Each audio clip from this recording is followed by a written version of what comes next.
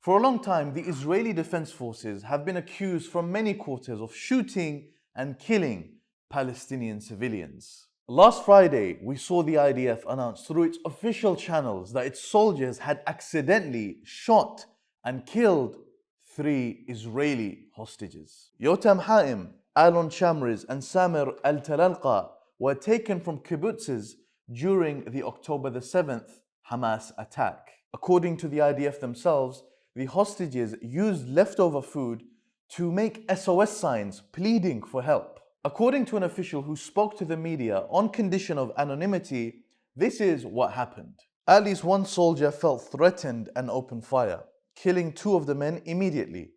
The third was wounded and ran back inside the building. The Israeli unit overheard a cry for help in Hebrew, at which time the brigade commander ordered his troops to stop shooting. However, there was another burst of gunfire.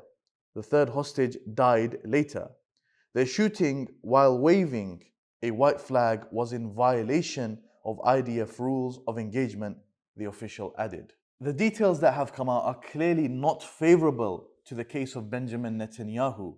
And actually, some have indicated that the release of this information indicates a current rift between the IDF and the leadership in Tel Aviv. A question arises, what might be the implications of this story? The shooting of its own hostages indicates a policy of taking no prisoners.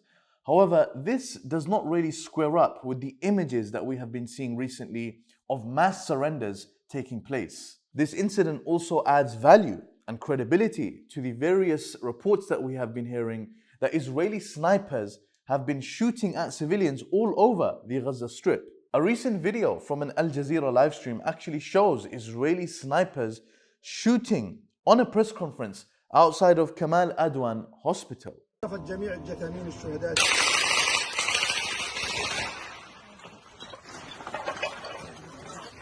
In light of this news, undoubtedly there is also immense domestic pressure increasing on Benjamin Netanyahu to free the hostages, to bring them home.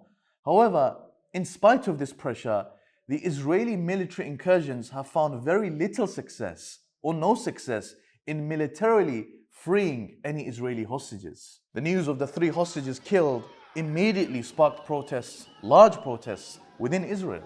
There is also the video of Yagil Yaakov, the 13-year-old Israeli hostage that was released from Gaza, demanding Netanyahu to secure the release of his father from the Gaza Strip so that he can celebrate the bar mitzvah with him. אני רוצה להגיד לביבי שאני מאוד צריך את אבא שלי בבית. אני מחכה לו כדי לחגוג את הבר מצווה שלי. אני מקווה שהוא יחזור כמה שיותר מהר. Hamas have sought to capitalize on this situation by putting pressure on the Israelis to accept the trade deals that they are offering.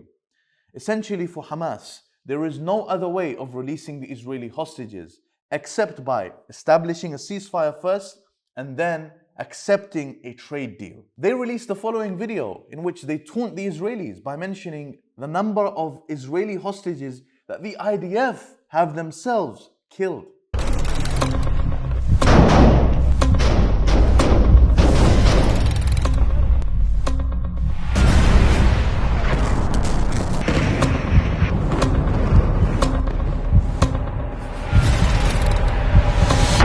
Similarly, a video was later released showing 3 elder hostages held by Hamas that were taken on October the 7th, pleading with the Israelis to secure their release with the caption, "Don't let us grow old here." אתה חייב לשחרר אותנו בכל תנאי. אנחנו לא רוצים להיות קורבן להפצצות חיל האוויר.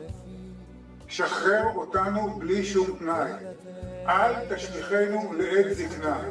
The public pressure amidst these military failures seems to have played a role to some degree in forcing Netanyahu to at least appear to be leaning towards opening some channels for negotiations. The conditions of those 3 Israeli hostages that were killed by the IDF, being unarmed, bare, and carrying white flags, places immense scrutiny on the IDF engagement with Palestinian civilians on the Gaza Strip.